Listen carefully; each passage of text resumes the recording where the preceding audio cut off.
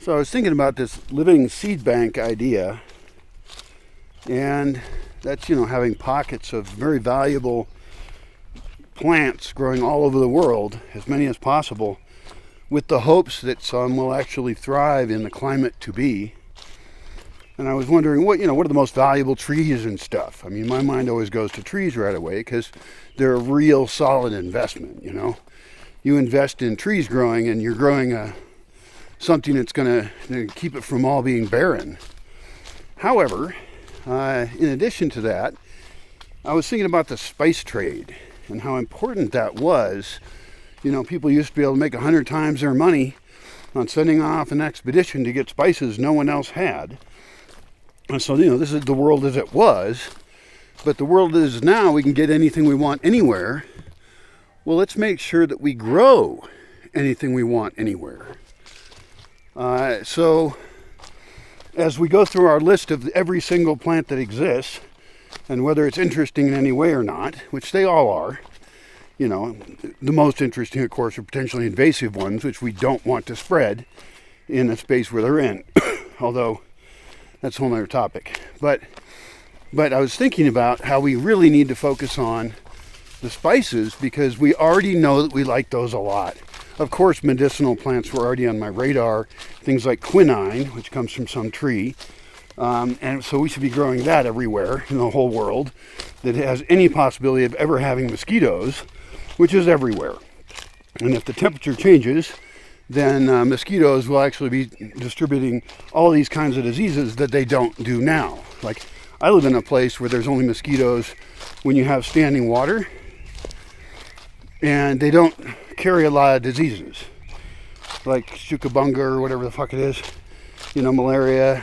Those things are not common here. They don't happen. Down on the coast where it's hotter, they do. But the point is that these mosquitoes are going to bring diseases to places where they did not exist before. In fact, while we intentionally spread trees and plants that we like, or even just are useful and can survive, since just surviving at all is a good attribute. And they might be feeding animals in ways we don't know, or having mycological connections with mushrooms that we don't know about. Unfortunately, a bunch of diseases are also going to spread in places where they don't exist now. Like, if I go to some places in the world right now, I better be heavily vaccinated against some diseases, and I might get them anyway. People get ticks. Like, I don't have ticks in my forest currently. And down at the coast they do. And up where I come from they do. So in the forest I'm in now, I'm lucky I don't have ticks. But guess what? Ticks are going to show up if there's a warming of the climate or a cooling of it. I don't even know which. Or a change in it. Because where I come from is cooler. Where I went to on the coast is hotter. Both those places have ticks. I don't have them here. I don't know why. Maybe I'm lucky enough to have some bugs that eat ticks. I don't know. I think I've seen ticks twice in 20 years in the forest, which is close enough to they don't exist. But it's not the same.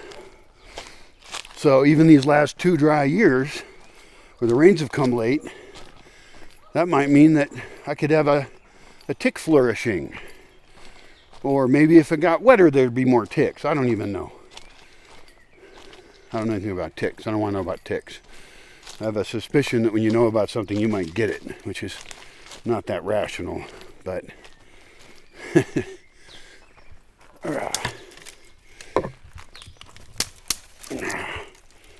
fucking branches in my way.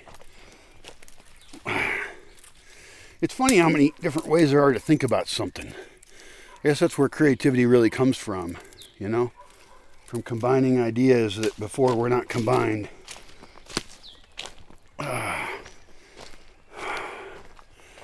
See ya.